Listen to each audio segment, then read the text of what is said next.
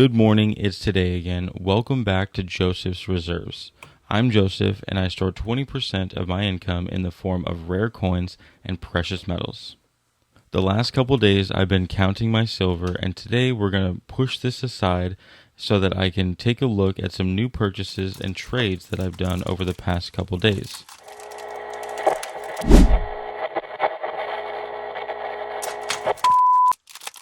Congratulations to His Toe Venturer for being the first comment on my last video. Thank you so much for the support. Y'all find him down below in the comments to start a conversation. Before we take a look at the trade that I made and the purchase that I made, let me remind you where we were as far as a gold count based on my last video before this trade. So in that video, we counted it and it came out to 9.1529 ounces of gold. Also, I'm going to take a quick look and add up the platinum that I had. So this is a 1 ounce bar. I have 2 large assay 1 gram bars, as well as 4 small assay gram bars here. So 6 grams in 1 gram platinum. For 10th ounces, I have 2 graded 10th ounce eagles, as well as 1 raw, and 2 graded quarter ounce eagles. So that actually gets a total of 1.9923 ounces of platinum. So we'll go ahead and clean this up and then talk about the trade quickly. A little over a week ago, I traded for this set here, this 10th anniversary eagle set. I traded 1 ounce American Gold Eagle as well as 25 1 gram Pamp Swiss bars, which totals to 1.8037 ounces of gold, as well as a full tube of American Silver Eagles. So when we look at just the gold alone, the 1.8037 ounces of gold was actually traded into 1.85 ounces of gold. We have a 1 ounce, half ounce, quarter ounce, and 1/10 ounce gold eagle. Let's go ahead and take a quick look at these here. They're all in the proof 1995, as well as the 1995 W Silver Eagle. The gold in this set goes for pretty much just the same as any other Gold Eagle. However, this Silver Eagle in a graded PF 70 goes for $16,000. In a 69, it still goes for about $4,000, so I think I did really well on my trade. So after that gold trade, my gold totals to 9.1992 ounces. So we can go ahead and set this aside and get into the purchase from a few days ago.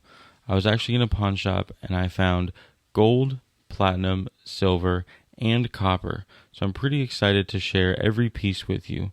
Let's get into it. We're going to go ahead and start with the gold. So I actually have here a 2022 Spain 1/10 ounce Gold Iberian Lynx. This is actually one of the first modern gold bullion coins issued by the Royal Spanish Mint. In many ways, it's a flagship to their new bullion program. Spain didn't have a widely distributed official gold bullion coin like the Maple Leafs, Eagles, or the Krugerrands, not until very recently. The Spanish Bullion Animal series was first launched in 2022, and the first coin in that series was this Iberian Lynx. On the obverse, you'll see the traditional heraldic design that references the famous Spanish dollar motif, reminding us of Spain's historical influence in global money. This 8 reales, or what is sometimes referred to as the pillar dollar, is actually the basis of what made the US dollar back in 1792, and these actually circulated all the way until 1857 in America. Then on the reverse, you'll see the Iberian Lynx, an iconic species native to Iberian Peninsula. This animal was chosen as a symbol of strength, rarity, and heritage. For collectors, this animal theme gives the bullion a bit of more of an identity. It's not just a gold round with a blank face, it's something with a story and some meaning.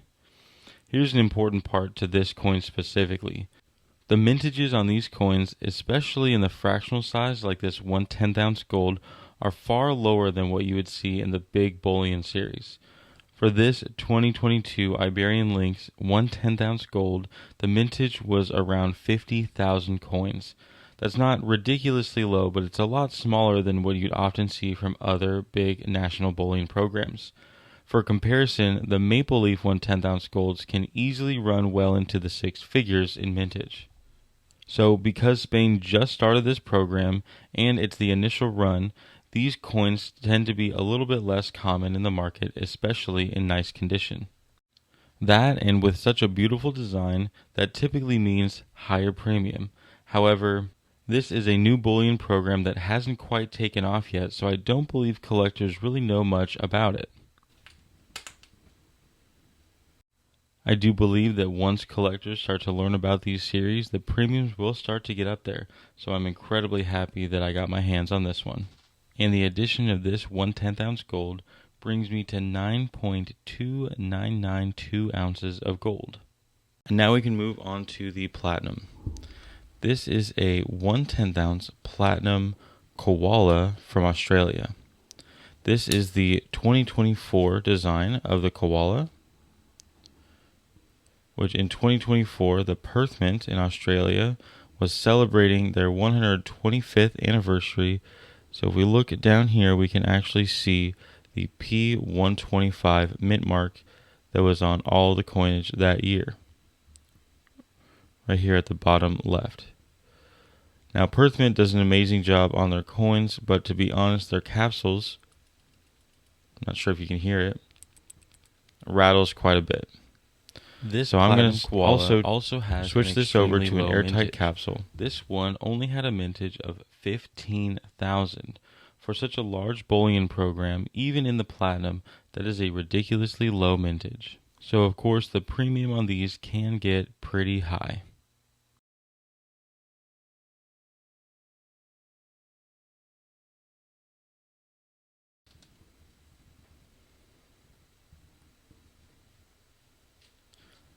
So I have been working on my 1/10 ounce gold collection, and now it seems like I'm starting to put together a 1/10 ounce platinum collection, which I'm just as excited about. So now for platinum, I'm up to 2.0923 ounces of platinum. Since that was the last of my 1/10 ounce gold capsules, I'm actually going to swap out this 2.5 peso into the Perth Mint capsule that I just took the platinum out of. These are just a tad smaller than the 1/10 ounce gold, so it does rattle quite a bit in these. But I'd rather have this one rattling than a pure bullion.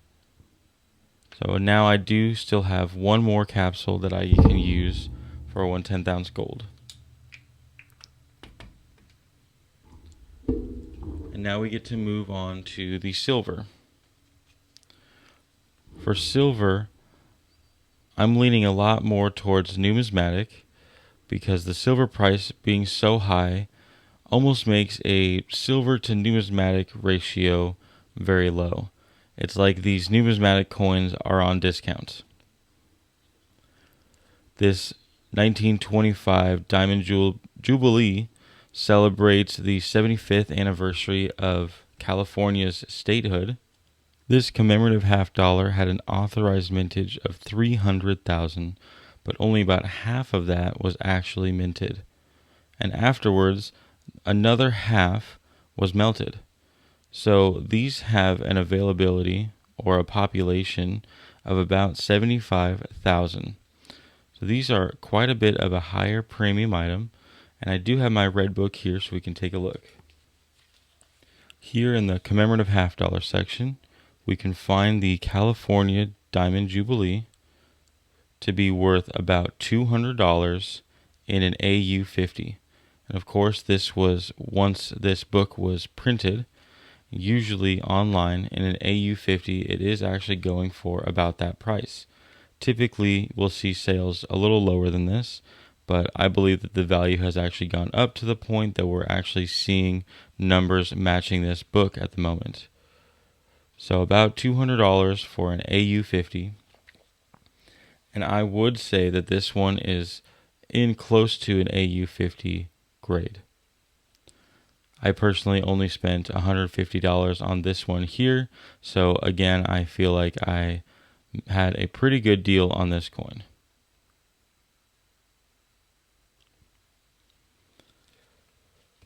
Moving on to what I think is a bit of the star of the show. This is a large cent, and the date is quite worn, but I was able to identify it as a 1798. A 1798 1 cent coin. Keep in mind that the US Mint only started making coins in 1793. So this is the 6-year issue of coinage ever in the United States. So the way that I was able to identify it is actually taking a quick look at the last digit of the date you can see here. Here we can see that there are 2 circles in the upper half of the last 2 digits, and this one around the bottom edge, I'd say if this was a clock, it'd be 3 o'clock to about 5 o'clock. We can see the circle coming inward instead of coming straight down. Here we can see that it is almost a straight downward line because that is a 9.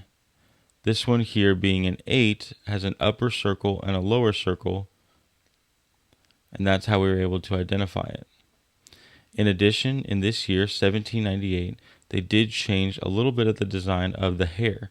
They added a curl right in this location, so we can determine that this is the second type of large cent from 1798. So again, we'll go ahead and pull out our red book and take a look at what this would be worth. I would personally grade this in a about good. That's an AG3. So here we can see a lot more closely what I was talking about. The 9 here coming downward versus the 8 coming into that circle. So it's definitely a 1798. It is not this overstrike. And we can see the difference between the added hair curl of the hairstyle 2 versus no curl from the hairstyle 1. So down here we get to the numbers. The second hairstyle in an about good 3 is valued around $110. For this one here, I paid $60. So let me know what you think this would grade at if I was too generous with my about good 3, or if this would be worth a little less than $110. I'm not a copper coin expert, so if there are any watching this, first off, thank you for watching my video, but secondly, let me know what you think. We'll take one last look on the way out, and if you haven't already, make sure you go down and hit the thumbs up button, comment any comments or questions, subscribe and share the video, but most of all, thank you so much for watching, and just remember, every ounce adds up, so no matter how small, just keep stacking.